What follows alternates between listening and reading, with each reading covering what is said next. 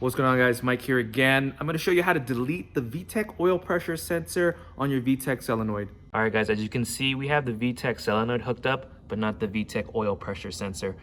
These are not found in JDM motors. For some odd reason, the USDM ones have these connected, but you can delete them. We're going to show you how right now. All right, guys, all you're going to need is a piece of wire with the end stripped off in order to jump 2 wires. The 2 wires you're going to jump is on the ECU, and the plug is located, and they're going to be A4 and D6. I'm going to show you those 2 wires right now. All right, guys, if you look at the ECU, this is going to be A4, which is down here on the bottom. It's going to be an orange and white wire.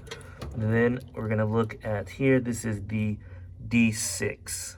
As you can see here, guys, I've created a bridge on the wire. I strip back the orange wire, and I'm going to connect the yellow wire and the other yellow wire together. You probably want to solder this and tape them up real good. All right, guys, both the wires are tapped, and that's pretty much it. Your Vtec oil pressure sensor is deleted.